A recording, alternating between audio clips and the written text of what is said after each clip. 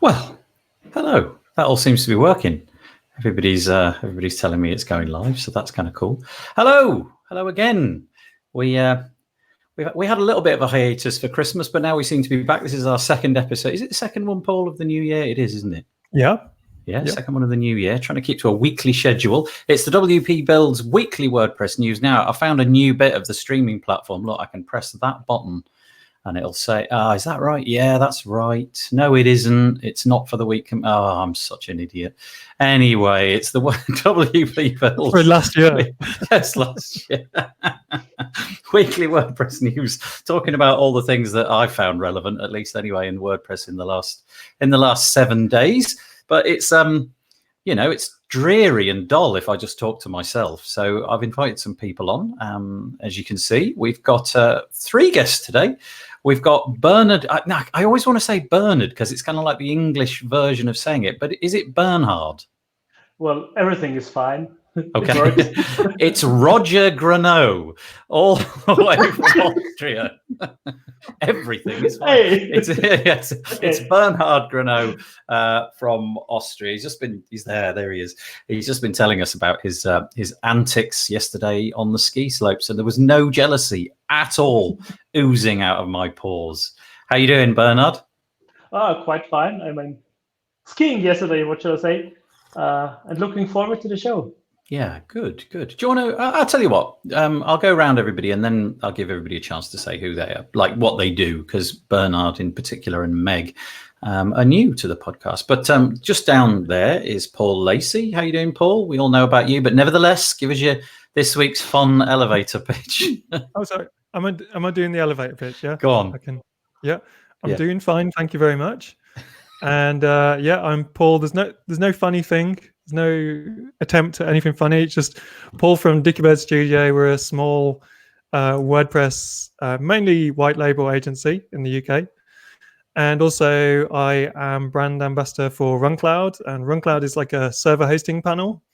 So that it's like where you can use, you can buy your own servers from people like DigitalOcean or Amazon or Google and stuff like that. And not have to have it all part of one service, so you can save lots of money that way. So the easiest way to describe that, because I know everyone sort of struggles with that, is that at this end let's start at this end, it's backwards. So at this end you've got things like Wix, that's super easy. Then you've got something like SiteGround or something, which is like shared hosting. Then you've got things like Dopey Engine and Flywheel and Kinsta, which is managed. And then you've got things like Cloudways, which is where you start getting into buying cloud services yourself. But only via the ones they've got. And then you've got RunCloud over here. And then way over there, you've got managing your own panel by typing in code into telnet boxes and stuff like that. So RunCloud helps you leverage the cloud at a really good cost without having to tie yourself into other services. So that's hopefully that describes what RunCloud is as an elevator pitch. I wasn't told to say that, by the way. Sadly, we're right out of time on the WP Builds weekly WordPress news this week. It was a pleasure. It was really great to be on. Sorry, Meg. So before we go, Nathan, in an attempt not before we to go, be I've got to talk. Remember? Yeah. Then we can turn it off. That's great. Oh, thank you, Paul. That was great. You can always be relied upon to give us the lowdown. And we haven't introduced Meg yet. Hello, Meg Fenn, who is with Shake It Up Creative. Do you want to introduce yourself? Yeah, hi everyone. Thanks, Nathan, for inviting me on. As you say, it's my first time on here, so I'm feeling very honored to be asked.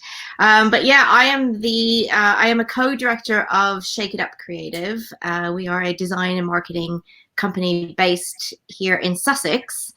And we help our clients with anything to do with design and marketing. And a lot of times that includes working on their websites or helping them with their websites or creating websites for them, which is how I know you guys through the WordPress community, through going to WordCamps. Oh, well, thank you. Thank you for joining us today. It's an absolute pleasure.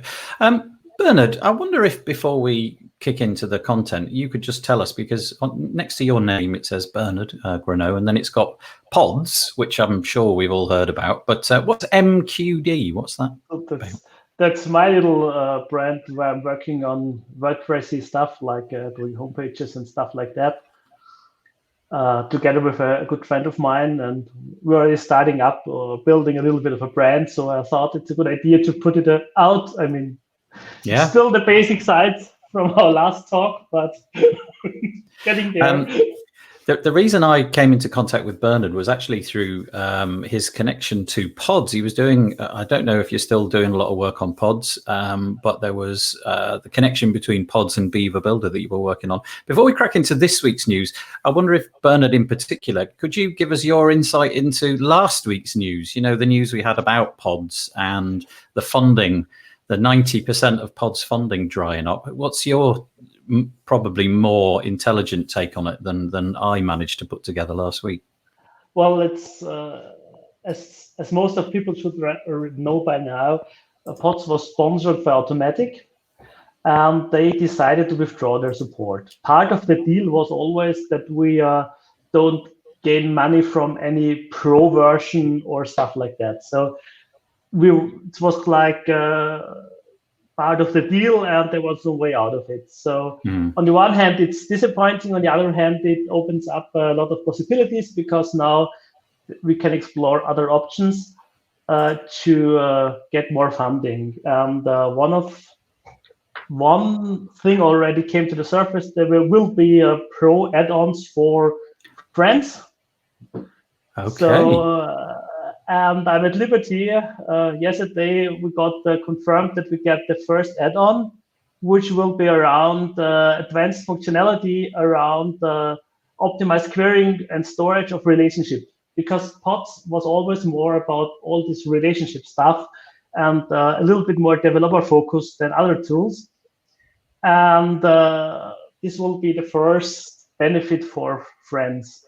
We're not sure if over time benefits will get to the free version or how all of that will work out, because it was surprising for the team to get the announcement. And so most of us are working for free. Like, I'm just supporting it because I'm using it, and I built the integration for Beaver Builder because I needed it myself.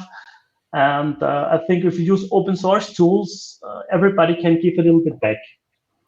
So you're saying that friends is the word, I suppose, for people who contribute financially as well as their time. Is there a difference there? Currently, they are listed differently, but more or less most of those are who give money. But of course, everybody who works or helps out gets the status too.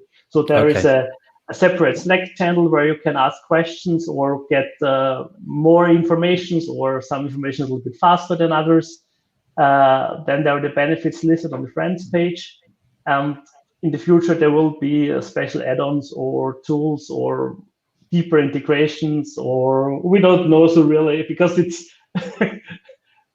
a process to get better or improve. We'll see. Yeah, do you know, I'm so pleased to hear you say that, because my fear after last week that essentially there was a cliff edge and I wasn't sure how it was going to work out. But the fact that in the week following that news, I think it is just basically over a week, isn't it? You've managed to come up with some kind of plan, and that seems so the right choice. That's really good. I'm delighted to hear that. Meg, I don't know if Meg or Paul have any skin in the game here, but that's great to hear. Yeah, I'm a friend of Pods, so I'll get the new add-on. But you can become a friend of Pods from just $5 a month. Yeah. So 5 times 12, 160. No, I know, I'm joking. Oh, sorry. Just $60 a year, which is like a pretty good value plugin. So if there is some new stuff coming.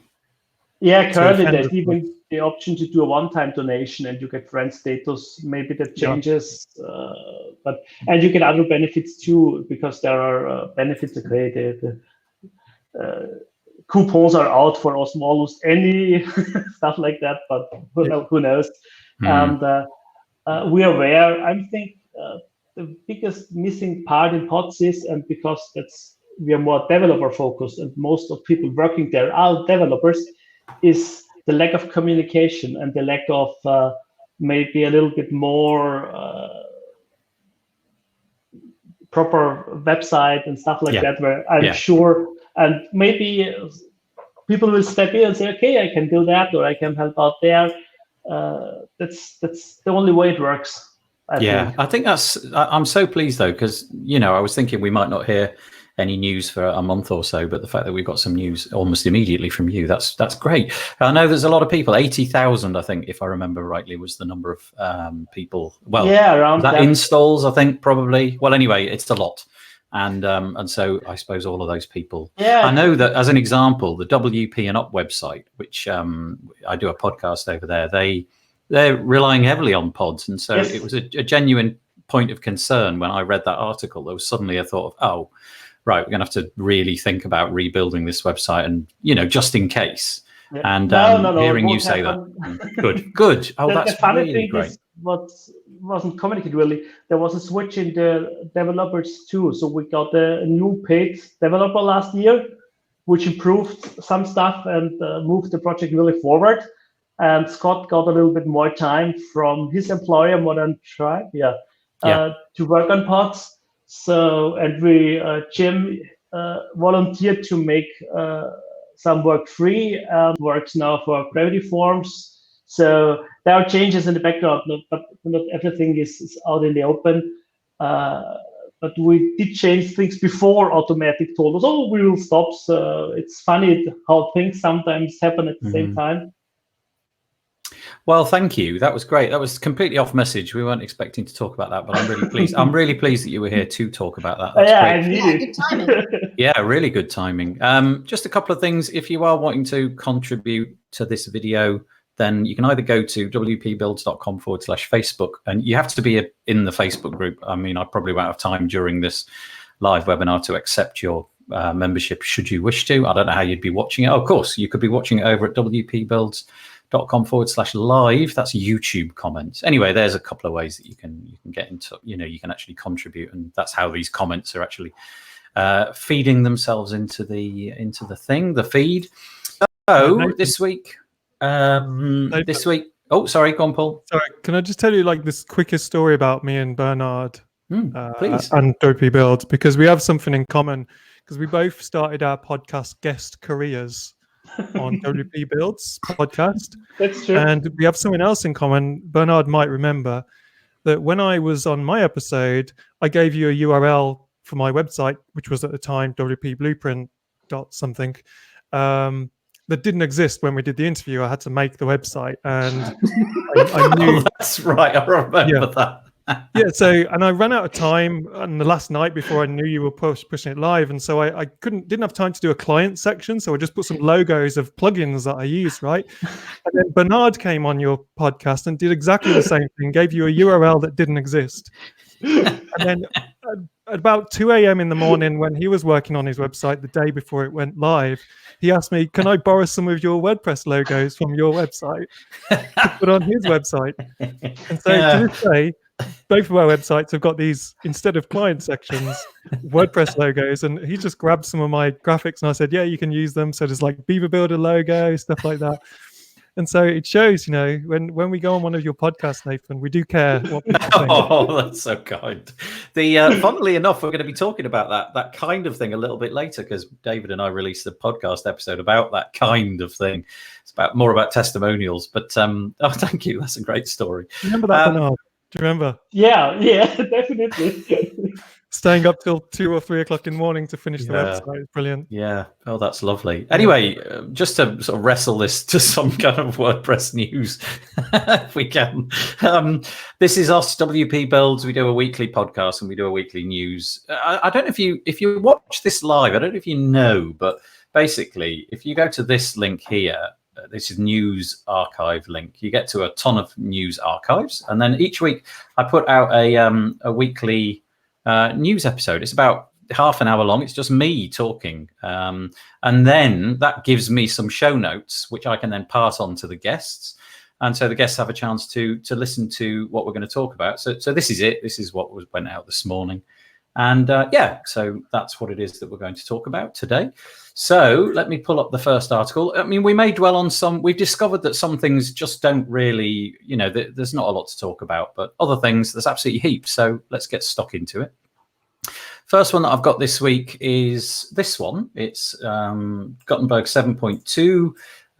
Has a long-awaited multi-button block and gallery image size option. It's not a massive piece of news, but it is. I suppose it's quite significant if you're using the block editor, and that is to say that you can add rows of blocks. So apparently, because I've never tried to do this, you can put them. You can put 2 or 3 or 4 or 5 of them, and allegedly that was really hard in the past, and now it's dead easy. You just have the option to do that, and you can kind of in the where are we? Here we go. You can see the options there. Oh no, that's the image option. Where is it? We don't seem to have it. I thought we had an image of that. Never mind. Okay, so we don't. Yeah. You can kind of align them. And then you've also got the image size selector for galleries. It's exactly what you'd imagine. You can sort of resize images in the gallery. So the steady advance of Gutenberg is all that I've got to say about that. Just one more thing ticked off the list, which is, it's like 4 bazillion things that they've done in the last 14 months. And unless anybody's got anything catastrophically interesting to say about that, I'll just move on.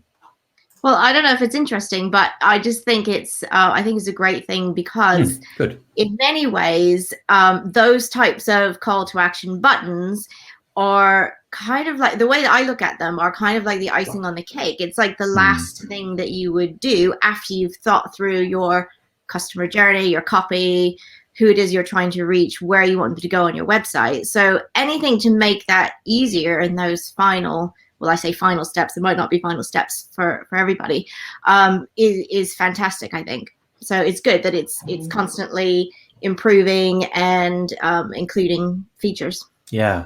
Paul, you ever use these? Yeah, all the time. And so the fact that you couldn't do that before means that people would probably just not do it, even though it'd be a massively beneficial thing for them to do on a particular page. So I've discovered that myself when I've used tools in the past, and then I've moved to a new tool that's given me more freedom. I start doing things that I should have done before, but was too lazy to figure it out, and convinced myself that, oh no, I don't need this. But now you can do that. That opens up the opportunity to say, here's the primary call to action. But if you're not quite ready, then you can click this one, which is a very, very common UI UX interface. Yeah. In a sense, it's quite surprising that this wasn't possible before, but the laundry list of things which the community as a whole want is enormous. And so this just fell to the, the 50th or 100th, 150th position, whatever it was. And now it's been tackled. So it's really nice. I'm really enjoying, the sort of the updates that you get. I mean, every week or so we get something where you go into the sidebar of the block editor and there's something new to play with. And in most cases, it's something. Did we lose Nathan then? I think looks like. I can't hear. You have lost me. Can you hear me again? Am I back? Yeah. You're back. Can you hear me? Yes. Yeah, sorry, I don't know what's going on with that. The fact that you can just sort of go in every couple of weeks and there's something interesting and new, I just really like it. My page builder of choice, which is Beaver Builder, tends to go in fairly large updates. So there'll be a lot of months and then a ton of stuff will seem to hit. So I've got I've got loads to dig through. Whereas Gutenberg, it's like every couple of days, it seems something, every week or so there's something. And I quite like that. I like the sort of drip. Yeah, but on the other hand, I mean, Beaver Builder is a little bit more mature, so it's less small features which could go in, and the larger stuff always takes a little bit more time to do it properly or test it. Yeah, good point. Yeah, good point. Okay, I'll move on to the next piece because that was the first one that we had, and I know that Meg wants to sort of like put her oar in on this one. This was again. Let's just load the page up. WP Tavern. Apparently, Justin has been, not sleeping essentially because he's just writing absolutely loads of articles. How to summarize this? I'll summarize it very quickly. Justin's kind of, although he's a massive advocate of WordPress, he's not so blinkered that he thinks it's the end of the world. And in this article, he writes about the fact that at some points in the past, he's kind of felt a bit disillusioned. And he's tried to put together a CMS, for example, over the weekend and kind of mostly succeeded.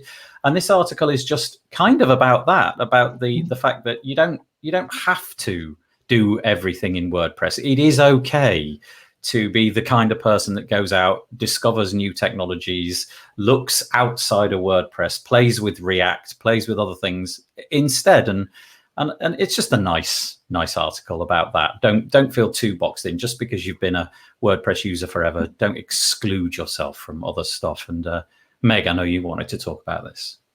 Yeah, I just really liked the article. I liked the way it was written, and I also I liked it on two levels. One level was because we're not a WordPress specific agency. We work in different platforms in addition to WordPress as well.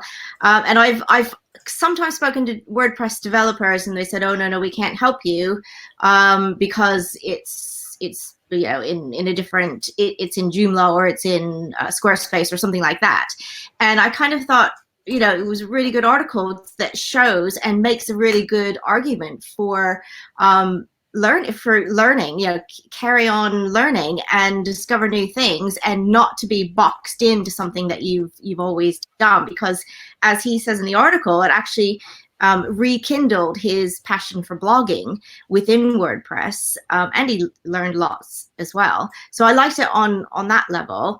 And then yeah, the other level was just the fact that you know, for us, we're a company who we're always trying to upskill. We're always trying to discover new ways of doing things or additional things to do, and to help our clients who want to learn along with us too. And I just think it was yeah, it just touched me. I thought it was a really good article to kind of say, look, you know, we don't, even though yeah, we say we're experts in our fields, there's so much more out there to learn and to be aware of, and to be respectful of as well, because you can take you can take all your different experiences and then make them, you know, turn them into something even better that will really help your clients, and you know, possibly propel you onto something that's really going to take your company to the next level. Yeah, that's really interesting. I basically make no time to go and explore other solutions. I am one of those people that I've sort of settled on WordPress 5 or 6 years ago now. And since that moment, I haven't really done anything else. And so from that point of view, it was quite nice to see somebody who I respect and admire and kind of look up to, like Justin, thinking, oh, well, if he's doing it, then maybe I should. I mean, different perspectives. He's obviously like a real-time hardcore coder, which is not my background. But yeah, interesting. Yeah, anybody else on that one? No, it's pretty. I think everything is said. I mean, Justin is a great addition, I think, to the Tavern. I really like the articles he writes, and I mean, most of the people might know him back from Team Hybrid and all the stuff. So I think it's one of the guys who is part of the community on the open source stuff, because he did all that Team Hybrid stuff for very long years just for free or on a donation base. So it's interesting to follow some people throughout their career within WordPress. It's funny. Yeah, he's certainly done a lot, hasn't he? It's really interesting. Paul, anything to add, or should we move on to the next one? You know, I was looking at some of the lists of what he looked at, and then some of them are alternatives to WordPress, like Hugo. There's one that isn't mentioned, Webflow, for instance, and then there's others that are more development platforms like Laravel and stuff. But you know, as someone who used to make websites a long time ago without page builders and lots of hand coding, I'm always often thinking, oh, you know, is my websites really a bit bloated? No matter how much I try to streamline them and everything, you're still adding a lot of plugins, security this, security that, backup this, that, the other. There's a lot of stuff going on. And so when I looked at something like Hugo the other day, is a markdown system that has lots of nice themes in there. And you kind of evaluate these tools and think, is this the direction we should maybe change to? Is WordPress getting a bit crazy with all this governance stuff as well, which is in the next piece we're going to talk about? And then, you know, this Gutenberg builder, and you take all the negatives and they come to the top, and then you remember that it is a super good solution for your clients and that kind of thing. But I don't think I would go to something like Hugo, because I just believe now that, you know, the future of building websites is visual tools. I think that, you know, for instance, in cars, you know, it's changing from dials to screens, and then screens to voice and gestures and stuff like that. So I think going backwards it would feel like going backwards to me to go to something like Hugo, whereas on the other hand, you have tools like Webflow, which are very visual tools, but they're not open source. So for now, I think my personal look is to look at these tools and think I like what they're doing, and then try and alter the way that I use WordPress to borrow the best bits of what those tools are doing.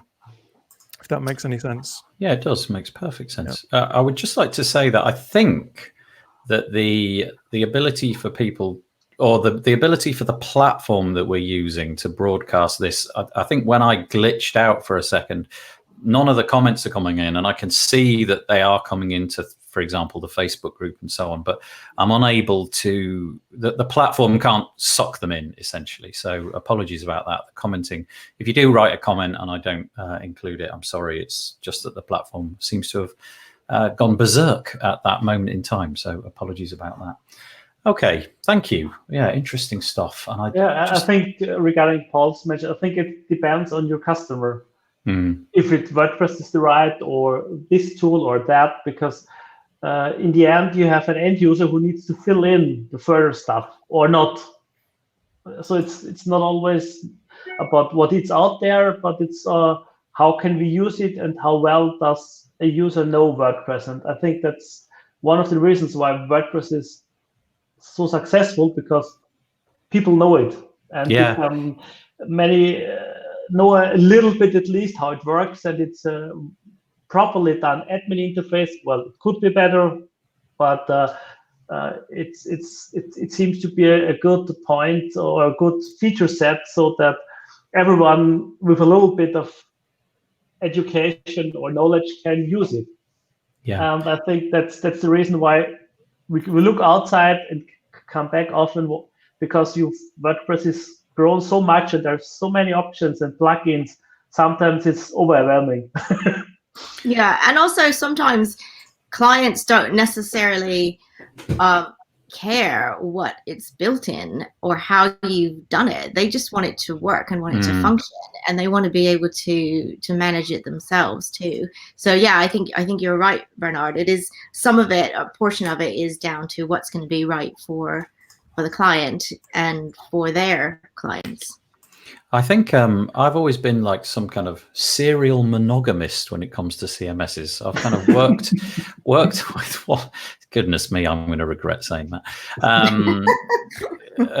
Worked with one thing and then worked with another thing, and never kind of tried to muddy the things together. So as an example, when I decided that I'd had enough of using Drupal, there wasn't like an overlap period where I used both. It was like, nope, that's it. I'm done with Drupal. I'm just going to use WordPress. And before that, it was Joomla, and then Magento, and so on and so forth. And it just works for me. My brain works better, I think, in that sense. But I get lots of marketing emails from, cold calling emails, if you like, from people like individuals who seem to be able to, well, claim at least anyway, that they've got a high level of expertise in 3 or 4 of these platforms, including some of these, coding, programming frameworks.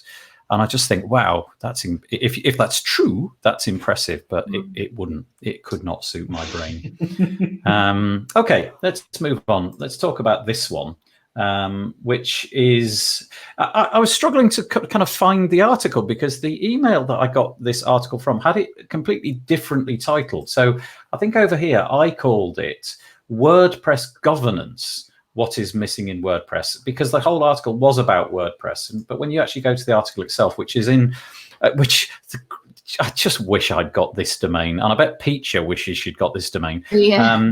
UXallthethings.com. It's a great domain, love it. And it's Kathy Bosco. I hope I've pronounced that right, Kathy. And it's called What is Missing in WordPress. And it is an article about governance, basically, about the structure of WordPress and how governance kind of rose to prominence, I would say, about 16 months ago, at the time when WordPress 5 came along. Lots of people seem to be slightly perturbed that there was the top-down model, shall we say, the benevolent dictator for life, and decisions made by Automatic and Matt were going to be the driving force, and everybody else, if you want to fork it, that's fine, but we're going to go in our own direction, and we don't necessarily need to to pay close attention to what the community thought, particularly. And that was obviously very polarizing. WordPress did get forked, and lots of people were furious about Gutenberg, and that's all seemed to have died down. And so, in my opinion, was the whole governance thing. But then this has been brought back to life. Kathy writes this wonderful piece where she essentially says why she thinks it's important. And, you know, you've got the 4 freedoms and everything you can see on the screen. But then it kind of boils down to this. Here we go. She believes that we need to have policies, something this big, so important, you know, a third of the entire internet. Let's just say that because it's easy. Let's just use the word entire. How can there be a project that doesn't have policies for these things that is so tremendously important to the most important technology of our lifetime, the internet? So she's saying we need a community code of conduct, which I honestly thought we had, but there you go. Maybe that's just a WordCamp code of conduct that I'm thinking of, not just. I thought the same, Nathan. Yeah. I thought we had that. But okay. Yeah. I wonder if that's a WordCamp thing. Maybe, again, sorry, the show notes are not. Sorry, the comments are not working. I bet somebody would chime in about that. A diversity and inclusion policy. Bravo, sounds perfect. Code of ethics. Not sure what the difference is between code of conduct and code of ethics, but that's my lack of understanding rather than that, you know, disagreement. A privacy policy, of course.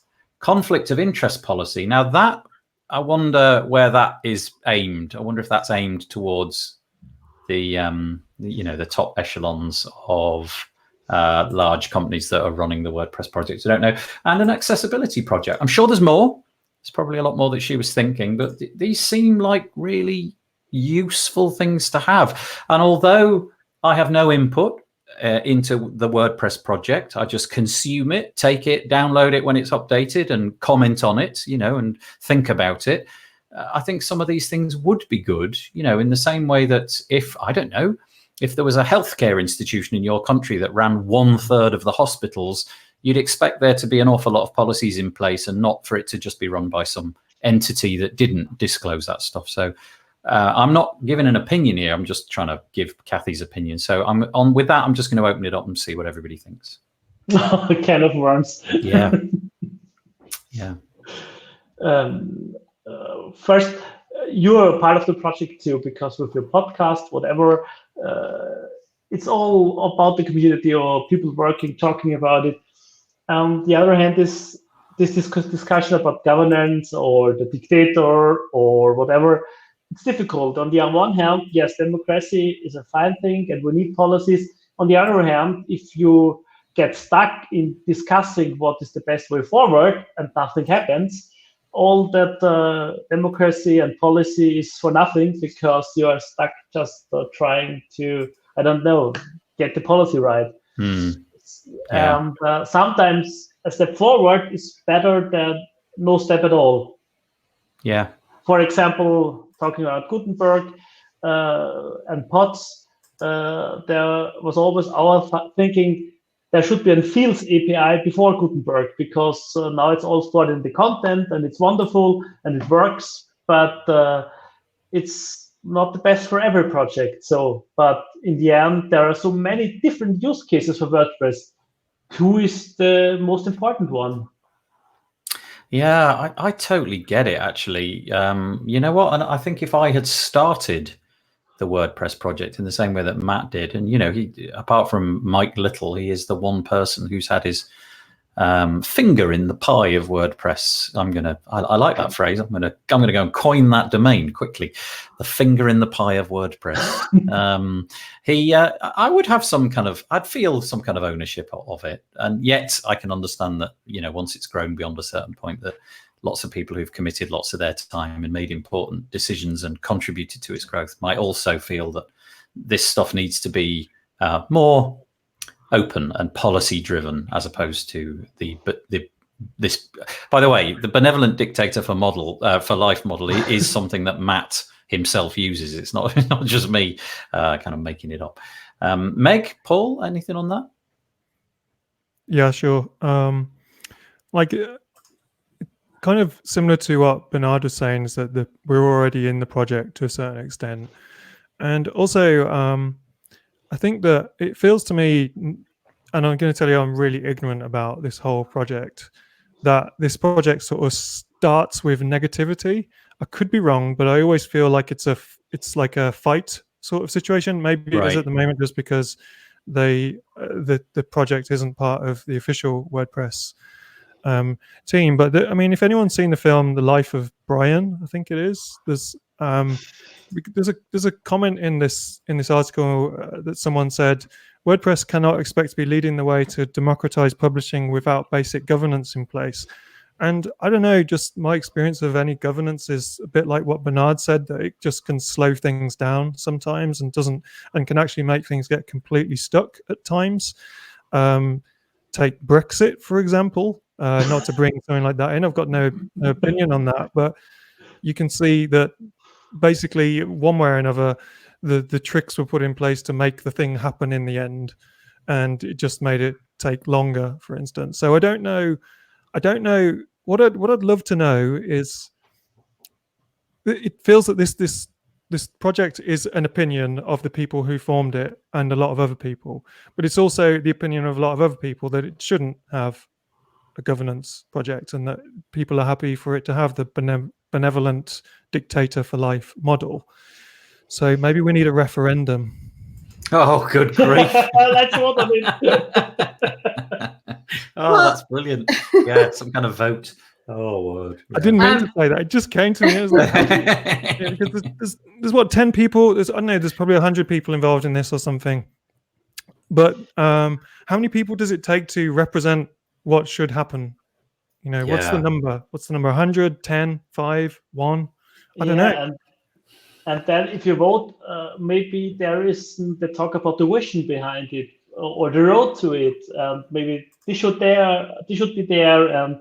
I think sometimes if the dictator is a good one, so if he looks forward and tries to do the right thing, maybe that's not too bad after all. I mean, it depends, because always you get corruption, all the other stuff, and in the end, it's a business. Never forget it, because everybody is invested in it. In the end, there are companies who have developers which are paid for, and they work for their companies and not for the project.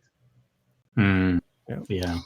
Well, I'm very similar to Paul in that I don't know that much about the actual project, but it just from what the article and what you guys have been saying, what we've been talking about, it kind of, I mean, for me, it kind of almost takes away the uniqueness of the whole way that we work with and in WordPress. I mean, there's a certain amount of risk to anything that you do, anything that you decide to work on or work with or work within, and become a part of. And I think almost the beauty of WordPress is that there isn't it doesn't have this huge system that you have to trawl through in order to get to, point A. You just kind of, you do it and you go with it and you learn as you go, and you find other people to help you, and you go to WordCamps and you talk about it and you learn stuff. So I kind of think, it's going to, not necessarily negative, but it's going to add another layer that isn't always going to be necessary for everybody. So yeah, I don't know. I feel like it's not necessarily needed, but that's just from my point of view in having used WordPress and having it as part of our business, and what we do for clients. Yeah, I have to say, although this governance project came along, I think it was Morten right? No, what's his first name?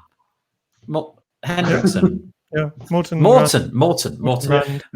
Hendrickson and Rachel Cherry set up the governance project. They've actually both stepped away, citing sort of time commitments, but I don't know if that's also because they think that actually on balance it's all working out okay. But that project kind of went a bit silent. But yeah, I just thought it was worth mentioning. I don't have any axe to grind. I think the way that WordPress has been governed, certainly in the time that I've been using it, has been absolutely fantastic. It's grown, the curve is just going higher and higher, and really. I suppose that's all that I'm concerned about, really, is that WordPress just manages to keep its share and keep itself relevant. Yeah, the idea is good. You know, it's all the things in the list, like you said, diversity and accessibility, all good things that obviously everyone wants to strive towards. And the reason I'd mentioned Life of Brian, if anyone's seen it, is there was a scene in Life of Brian where the kind of Roman governors are all in a meeting trying to make a decision, and no one will make a decision on something. And I just feel like Meg said that I could just see a layer of bureaucracy. That's what I feel that doing something to a piece of software would do. Yeah, WordPress is bigger than a piece of software. It's a community. It doesn't necessarily mean it needs a layer of bureaucracy for us to know how we should all do stuff. I don't know. Yeah, that is a really good point, actually. Excuse me. I think that is a really good point, because, well, we don't all have to have our fingers in this pie. And to be honest with you, democracy doesn't always serve up the best thing in the world ever, does it? And sometimes, maybe let it lie, as Vic Reeves always used to say. Right, shall we move on? I don't know if this is of any interest to anybody, but I'll talk about this next one. This is great big cookie notice. Main WP. I know that many people use it. It's kind of like a self-hosted version of a variety of services like Managed WP and so on, where you can update your WordPress client websites and so on. And Main WP have decided that they're going to start their own community, because they feel that it's now time to do that. They experimented with this a little while ago. And I feel it didn't work, or they felt it didn't work. And they've got a Facebook group, which has been going really well, but they've decided they want to go in their own direction. And so I believe they're using Discourse. Yeah, that looks right. Yeah, Discourse as the platform. And I think this is really interesting. Obviously, I have got, and I'm sure that you are all members of multiple Facebook groups. But I think if I was trying to curate a community based around a product, I would find Facebook incredibly frustrating because of the inability to kind of curate stuff and put things in correct boxes. It's just a stream, isn't it? So anyway, there you go. I don't know if this is something anybody wishes to talk about, but it certainly is a nice piece of news. I like it. If I had a product, I would definitely have a separate entity as a place for my customers to reach me. The only thing I have to say is not really relevant to the news as such is that it feels like their blog would benefit from using the block editor, and that's not I'm not having a dig or a joke. It's just seeing the WordPress Tavern website now and some of the other ones that are using the block editor. This is kind of what we're stuck with if you don't use it, I suppose. Blog post just but I think that's the most. I mean, it's still a bit off topic, but the most thing which is missed about Gutenberg, I think it isn't for every page, but I think it's for those like news style postings. Yeah. So because there you need like a layout and like a picture and a little bit more freedom and more like a newspaper article, which is a little bit different every time, and you cannot easily prepare for every situation of an article with a proper template. And I think that's where Gutenberg really shines. But for the rest, I still find it, I don't know, I don't get warm with it. I'm a total convert now. I'm completely all over it. I love it now. But I just find it the reason I think I mentioned this is because I always find it interesting that there can be communities, like sizable communities within the WordPress community. I mean, I don't know what the WordPress community size could be measured in, presumably the tens of millions, I would have thought. And then within that, there's communities that are big enough to sustain a business, and in Main WP's case, like a nice, thriving, healthy business with multiple employees. I just thought it was really interesting. I'm gonna gloss over this one, but it is worth mentioning. This is all about the guys at Skyverge who run products such as Jilt and WooCommerce memberships. It's about how they grew their business to 350. I wanted to cough when I saw this article the first time because I wasn't sure if the number was correct. Yeah, look at this: $350,000 per month. What? Wow. Okay. So you can go and read how they did that, and probably get highly envious of their incredible growth. For them. Yeah. I'm joking, of course. Yeah, good for them. It's amazing. This is an article from Alex Denning about the risk and rewards. Again, I'm not going to dwell on it. I know, because I try quite hard at Black Friday to hook everybody up with the latest deals and what have you. And this is Alex's take on whether, as a product owner, let's say you have a famous plugin, whether or not there's actually any benefit in doing this kind of stuff. And the jury's out. Sadly, we've got to the point now where it would appear that most end users like me kind of expect a Black Friday deal, such that in the entire month of October you don't buy anything. And so, no, it turns out apparently it's a real problem for plugin developers. They have a really dry October, because sales just plummet, because the expectation is you will be running a Black Friday deal. And so this, in a sense, is a bit of a self-fulfilling prophecy. So they have to, because they need to generate more money. And yet Alex draws attention to people like Kinster. I can't remember where in this article it comes, but Kinster, who have never done one, have been very clear that they will never do one. And so their journey is quite different. Their customers realize there's no point in holding off in October. If I want to use Kinster, then I'm going to have to pay the same in October as I am in November, and so on and so forth. But just an interesting journey for plugin developers, the pricing of November. They should all go plan their holidays for October. Yes, that's a good idea. They're skiing. Yeah. Were you going to say something, Bernard? Yeah, I find it always funny that all those Black Friday deals and blah, then they scrap bonuses or renewal, and I don't understand it, because, to be honest, there are 2 or 3 plugins which I every year cancel and then buy it again for Black Friday deal, because I just use it on one side. And I think, okay, they don't think about existing customers, most of them at least. Yes, so I don't understand that. I always get for the new customer and one more, forget about the already existing ones. And if they're changing a landscape in WordPress, I mean, cancel renewal, wait half a year, then renew it, because don't care. Yeah, it's interesting. It is interesting. If I was, excuse me, I'll just do that. If I was a product owner, I'm sure I'd have to tread very delicately around this, but I suppose it would, in equal measure, it would frustrate me and excite me at the same time, because it's a bit like Christmas, really.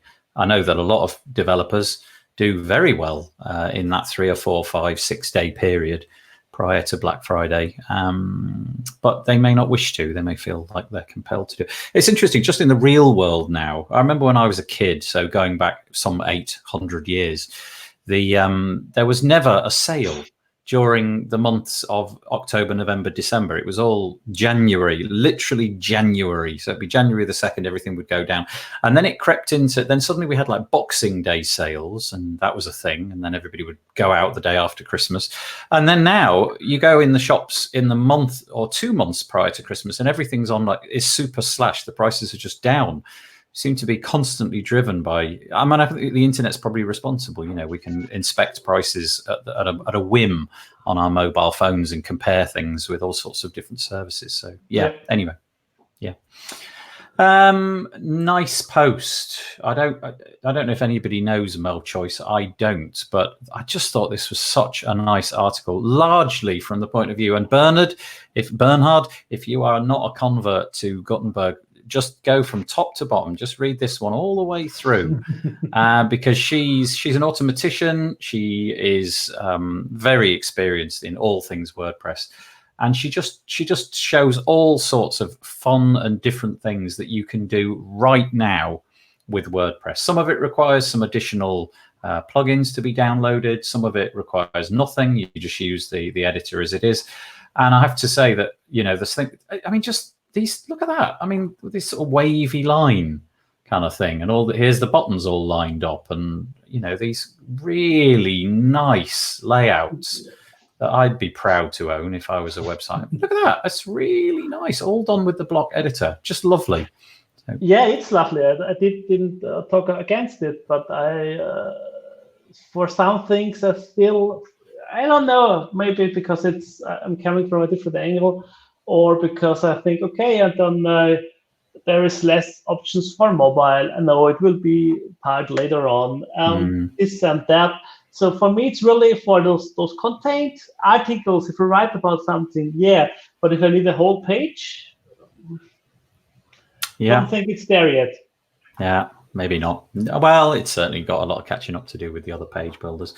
Let's anybody, Meg? I think the average normal person would struggle to do the things that are described in this article. Yeah, it's a very good point, Paul. Very good point. Often people don't even know these layouts exist. They just see them as templates they can drag in from Wix or a page builder in WordPress or something. So like, oh yeah, I need one of those.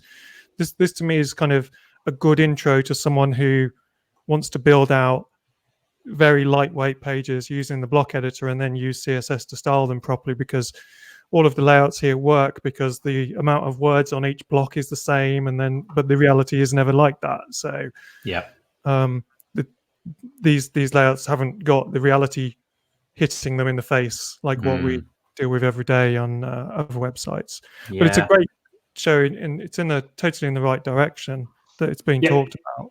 Yeah, I mean, just look at that; it's lovely. You're absolutely right about it. It's the alignment and the. Although hand that over to a client and it'll be destroyed in 5 seconds. Yeah, exactly. yeah, that's a good point. But just a really nice article, I thought, from somebody who really knows. Exactly the same message about WhatsApp from a friend who's watching, and she said, yeah, until a client comes and destroys it, and all the company UX design is gone. So that's a reason why I love stuff like Beaver Builder, to have your own layouts, to lock it down, to let them change only the text, or to have custom modules they can drag in and they can just change the important things. And Gutenberg is great for one-man shows maybe, or for companies where, okay, we need a site and it's quick and easy, or if there's no budget maybe and they do it themselves. I think for them it's a really great step forward, because so much more styling is possible without knowing what you're doing. Yeah. And that's the reason Gutenberg exists for WordPress.com. I think one of the things that I enjoy about seeing these pieces is just what a real expert who really pores over it. And like Paul says, it's not. I guess this article isn't really this is what your clients can achieve. It's more, look, if you put some time in and are prepared to get things lined up correctly and work with it, this is now what's possible. And thinking back a not very large amount of time ago, a lot of this stuff seemed like it would never happen in the block editor, and some of it's just beautiful.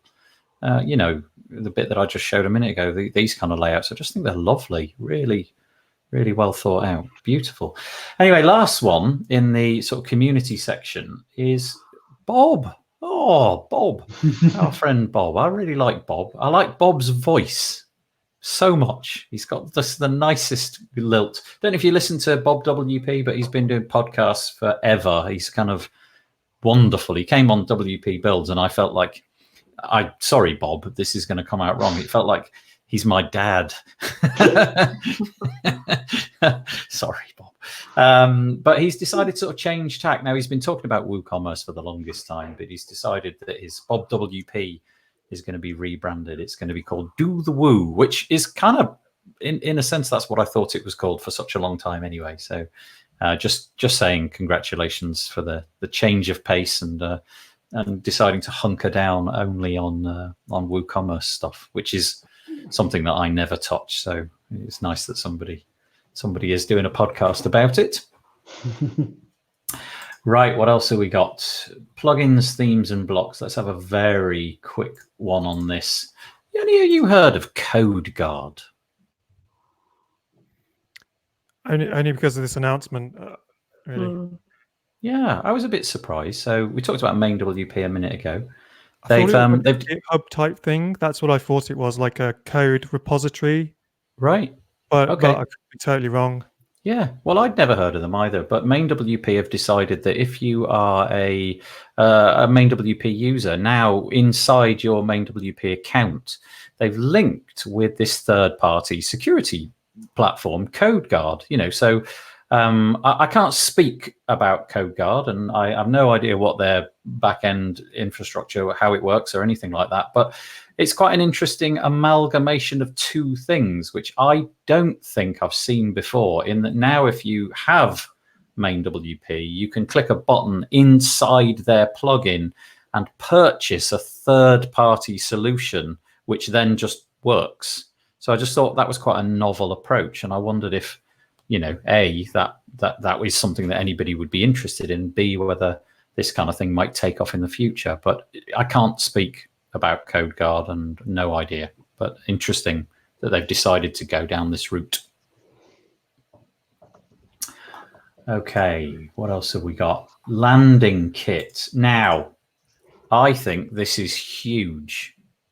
And I'm not just saying that. I think this is going to be massive, like really massive. So Justin Tadlock is writing about this, but it's not his stuff. It's built by Jason Schuller and Phil Kurth. So there we go. There's the two names. Now I have no idea why nobody built this until just now. This is a plugin where you, with a simple CNAME change in your domain name records, you can point any domain to one page or one post on a WordPress website. So let's say, for example, I set up a website and I call it anything, nathan.com, right? And I'm an internet marketer, and I think this is squarely who this is facing. And I do landing pages. Well, I've got to buy, every time I want to do a landing page about a particular product, I've got to buy a domain. So this gets rid of that. You buy a domain, that domain will never be seen by anybody ever. And you build your landing page with Beaver Builder, Elementor, whatever your weapon of choice is. And then you go and create your landing page and you link the domain to it. So you don't have to set up a WordPress install. And I think that's going to be massive. But I could be wrong. Everybody's shaking their head like, what's he on about? No, it's funny that nobody did before, because there is multi-site, which is then you have an installed per domain. I think there was a way to do it sort of, but not really. So trying to remember, but I did research something similar, but didn't find a good solution. Yeah, you could do it with multi-site, but the overhead of that is enormous, isn't it? Whereas this, it's just a simple CNAME change. And this is so far removed from anything I would ever do in WordPress. I mean, I can never see myself using this, but I know, you've been hit by the internet, by those email campaigns from internet marketers who have an addiction to setting up domains for one landing page. They just do it all the time. They prepend get to whatever the product is. So getasana.com. And then they put a landing page together full of affiliate links to Asana. And then the idea is that you click through their links. And they do it all the time. And they have to buy the domain, which they still will have to do in this scenario. But then they'll have to, within that domain, use a WordPress install, which is just yet another WordPress install. This takes all of that away, and you can manage all of those landing pages from one WordPress install. And I can just see that segment of the internet marketing space in particular, going berserk for this. We'll see, because often you have redirects and all that stuff happen anyway for all those landing page URLs, because sometimes it's just about the user typing it easy in or have a catching phrase, and then you land anyway on some other page. I know that it's all possible. I just think this appears to me, at least anyway, to be the least friction, the way to do it with the least amount of faff. And I know that the internet marketing crowd is very much kind of, quickly throw something up, move on. And this will allow you to do that. I confess, when I read the article through, I thought this is this has no purpose. And then suddenly I thought, I can see it having a real purpose for certain people. Paul, Megan, sorry, Meg. Well, that is my name, but so that's fine. Oh, okay, hooray! But people call me Meg. Yeah, I mean, I guess it'll be interesting to see in reality whether it's going to be more user friendly for you to do it that way, whether it's going to take out some of the pain points or add more pain points in.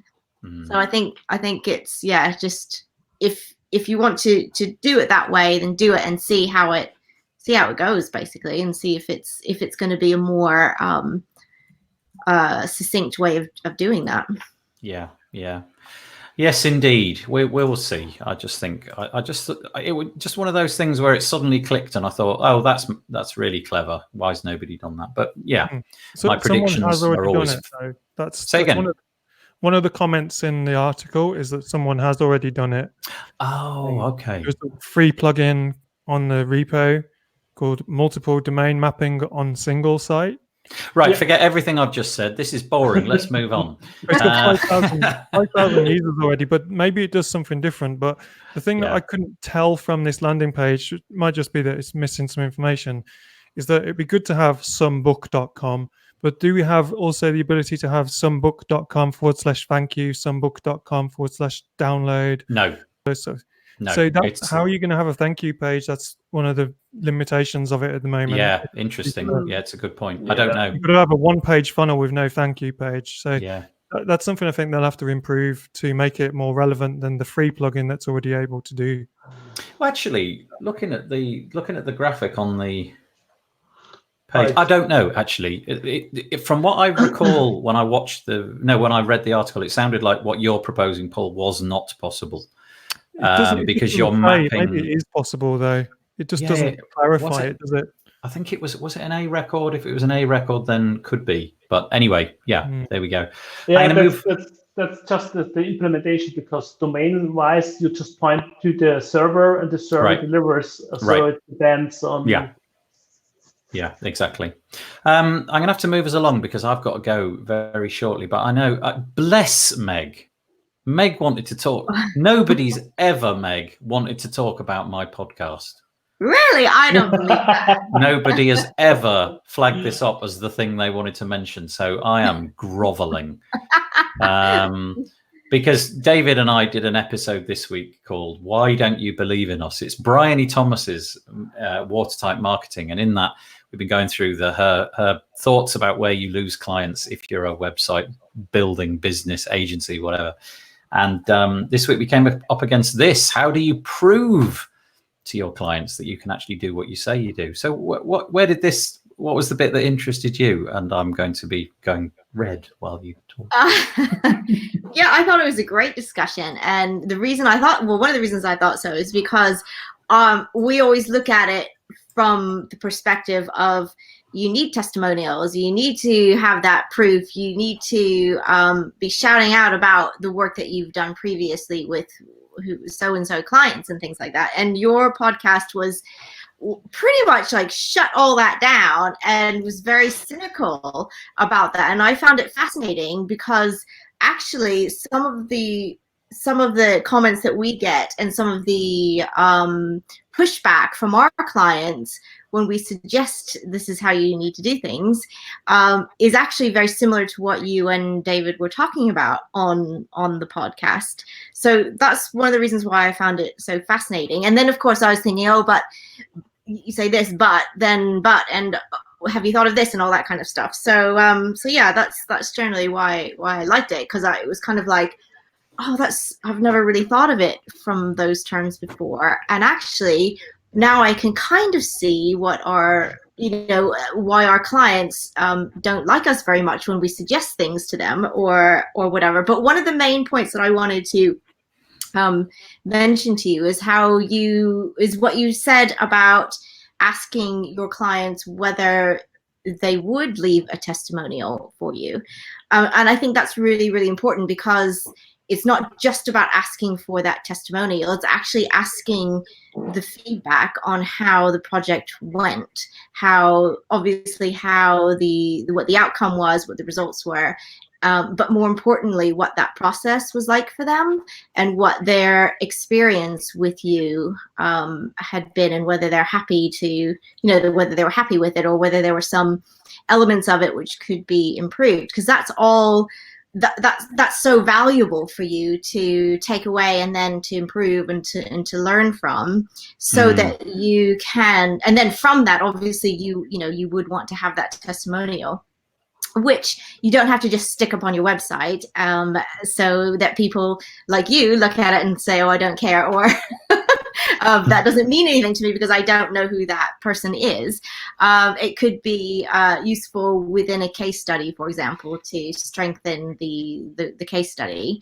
So yeah, that's kind of really what I was thinking, and what got me excited about it. Oh, well, there you go. I've now gone and applied some makeup to remove the red and become my pasty normal self. Yeah, it was interesting. I mean, this appears to be a really fabulous book, Watertight Marketing by Brian E. Thomas. And this was just the latest in a bunch of things. Yeah, I think I've just become a little bit jaded with the whole testimonial thing. It's far too templated. You know, you get the picture of somebody, and very often I'm so suspicious that picture is of such a high quality. You know, it's been taken with the correct lighting and everything, and yet this is just some guy on a plumber's website or something. I'm thinking, and then you know, you get these glowing reviews, and of course, it's just difficult to know if those things are real or not. The videos help, but again, I you know, how many times have you? I think it's less and less, but you know, how many times have you been to those one-page landing pages where you've just seen countless videos, and to me, they just all often seem a little bit weird. Yeah, was it you or was it David who was saying you found yourself actually being quite critical about the actual person who was leaving the video testimony, which I thought was brilliant. I thought that was hilarious. That was me. Yeah, ridiculous. But, I know. Yeah. I mean, I think it is important to, you know, to have some kind of proof or whatever, however you do that proof, on your website, or use Google reviews, because Google reviews, you know, people have to log in, they're genuine. And then obviously there's SEO benefit to having those as well. But I think if you look at it also from the perspective of future-proofing your business, because it's the people who look at your testimonials aren't necessarily just your potential clients. They're potential collaborators, or people that you work with, or people that recommend you. If you have people that constantly recommend you, like the word of mouth recommendation, I think is so strong. I mean, for us, if we're recommended in person by somebody that knows us or that's worked with us before, it's a 99% conversion rate, compared to if somebody, you know, sees a Google review or looks at us online or whatever, and then decides from our testimonials or whatever that they want to put us into the running, and you know, we'll be one of whatever 10 companies that they pick up the phone and call. So it's looking at it from a more, you know, kind of step back and say, okay, well, yeah, I'm really busy right now. I don't need any more work, because we get that a lot, actually, that clients say, oh, I don't need to do marketing. I don't need to update my website because I'm really busy right now. Well, what if your main client, or what if your 5 main clients, you know, fall off a cliff tomorrow? You know, we've had companies come to us and say, oh, we had a client leave us after 4 years or whatever, and they made up 85% of our you know, incoming. You know, so it's you have to look at it in a way that's not just about that testimonial or that block of testimonials on your website. It's the overall future proofing of yourself and of your business. Yeah, one of the things which really I am habitual about, I use Amazon quite a lot, as I'm sure a lot of us do, and I really do look at the reviews in Amazon, but the thing which kind of sways it for me, and essentially they're like little mini testimonials in a way, aren't they? And the thing which sways it for me, though, is when it says verified purchase. If I see a review and it doesn't have that little verified purchase badge, then I don't even read it. I just kind of assume maybe slightly cynically that it's you know, there's a sort of slightly dubious nature to that. Why would you be commenting on this if you didn't purchase it? Of course, they could have bought it elsewhere or something. And I think you're right. You know, these things are important. We need to do them. I think we were both, David and I, were just wondering if the way that we display things like testimonials and portfolios and case studies is effective, or like everything else, because it's been around, displayed in the exact same way forever and ever and ever, you know, last decade, whether it is effective or not. Yeah, I think it depends on who your target audience is and what you're planning to do with your marketing, because they could be used elsewhere. They don't necessarily all have to be on your website. They could be used within your proposals, for example, if you're, you know, tendering for a certain job in a particular industry and you happen to have done a job with a fantastic testimonial, you know, that can carry some weight there as well. Yeah, I'm lucky in that I work largely with local people, and so I can usually just spray out an email or just ask them, you know, when I see them or what have you, and they're usually willing to do it. But I think if you were working in a more international field, it might be jolly hard to get these kind of testimonials. But that exercise in itself, I think, is really good as well. Sorry, Bernard, you're trying to say something. I will, like I said, it always depends, as usual, because it depends on client, it depends on testimonial. It might have worked in the past, but people become more and more suspicious because of all the stuff that happens, because all the bad stuff about Facebook and paid ads and paid testimonials and paid other stuff. So I think people become more and more aware, okay, maybe it isn't the truth. And I think that's the most sad thing about the current development, that you're not sure who or what or where to put your trust. Because in the past days, it was a little bit easier. Maybe not always that good, but there was trust in a media or in a newspaper, mostly at least. And these things are going away. So I think it's very, very difficult to say, okay, does it work? I'm always surprised that some of these things really work, because it seems there are many, many people out there which are not thinking about what they're doing, or maybe are not that well educated. So it might work for the one and not for the other. So it's always difficult. Yeah, I think we're just kind of trying to create word of mouth in an online format. I believe that word of mouth is probably the most effective way of social proof. Yeah, I agree with that. Come, sorry, Meg. I was going to say, I agree with that. Word of mouth is key. But also, you know, before there was less competition. There were fewer companies and people doing what you do. So the more, you know, the longer we do what we do, there's going to be more other companies and other people who are going to come onto the scene and do exactly what you do, or a very similar thing to what you do. So in that way, it's almost like, you know, collaboration is definitely a way forward there. But, you know, who's going to want to collaborate with you if they don't trust you? So there's that element to it as well, I think. Yeah. I am going to have to motor along, if that's all right with you. I'm going to go through the last few, which are in this sort of like not WordPress section that we throw in at the bottom, like hyperspeed, if that's all right, because I've got to go in a few minutes. Tumblr, which is now owned by Automatic, is it's just refreshed on me for some bizarre reason, is putting together the Internet Literacy Initiative. And I think this is largely about the upcoming election in the United States, where they're trying to make people aware of like what it is to see something authentic, how to be skeptical, how to judge whether things are nefarious, you know, to judge why they've been written. And I think, you know, in an online world where we can no longer trust the tropes of it's in the paper, it's probably true. It doesn't matter what the political side of the fence is, you know, there's a fact written that probably happened. Well, that whole metaphor has just died. If it's online, it's probably absolutely untrue. Seems to be the truth of it. And so I'm guessing Automatic are paying for this, although it's obviously done with the moniker of Tumblr. So there's the first one. I'm going to be really quick. I'm really sorry. Chrome 80 is going to block push notifications. I don't know if that's good or bad, but it's going to do it. So bye-bye push notifications by default. Oh, what's happened here? Engadget was going to show us an article. This is interesting. Android are being compelled by the EU. When you start up your Android phone for the first time, you get it at Christmas or what have you. You have to now, by choice, pick a search provider, and it has to present you with 3.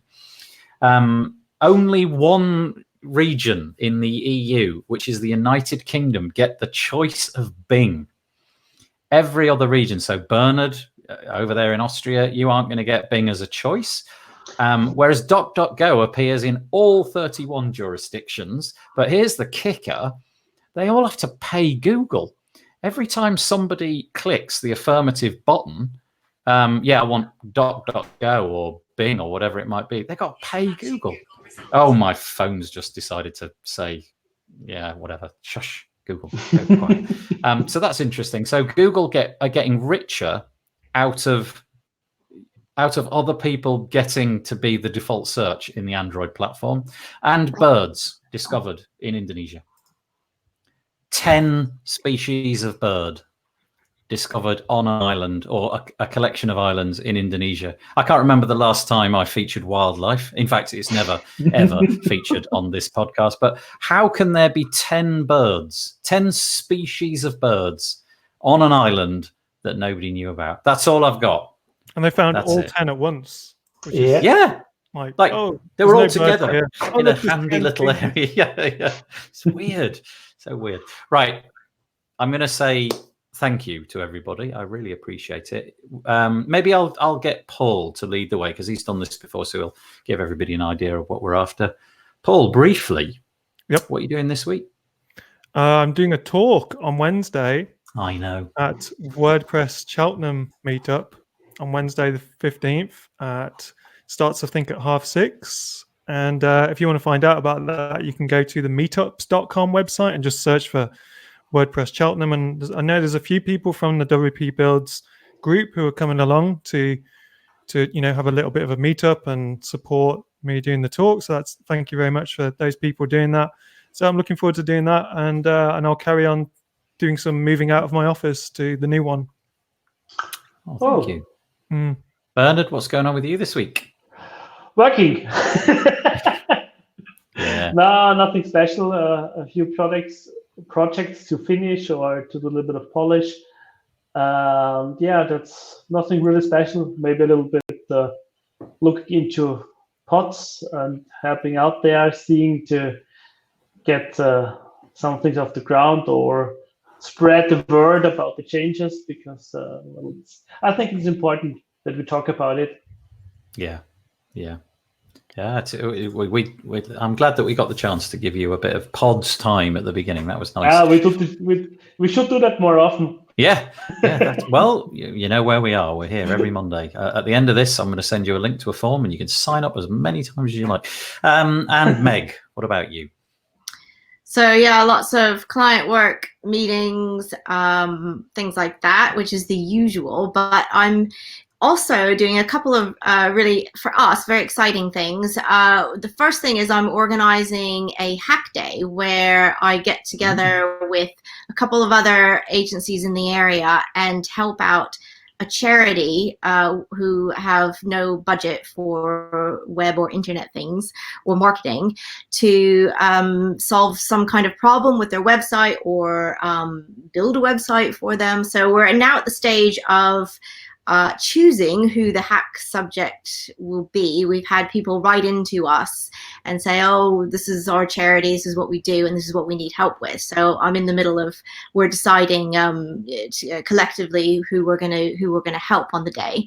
And then the second thing is I'm organizing a workshop with somebody that you guys all know. She's a UX designer. She rocks everything design, and that's Neri.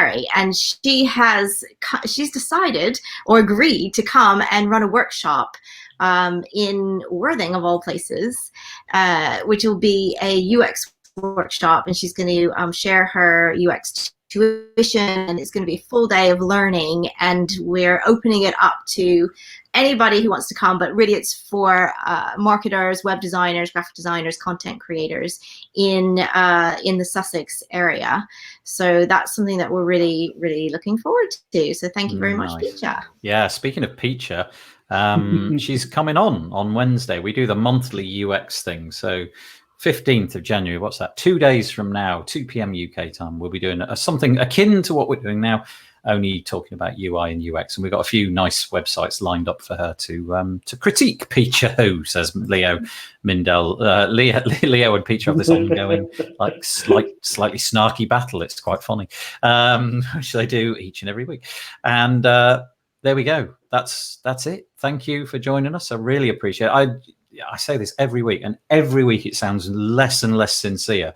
But I really, honestly thank you for making the time to come and speak with us today. I really, really appreciate it. I'm going to pause everybody's mics. I'm going to put a little holding screen on, but please do stick around for a moment. I'll say goodbye. Thanks a lot. See you. Bye.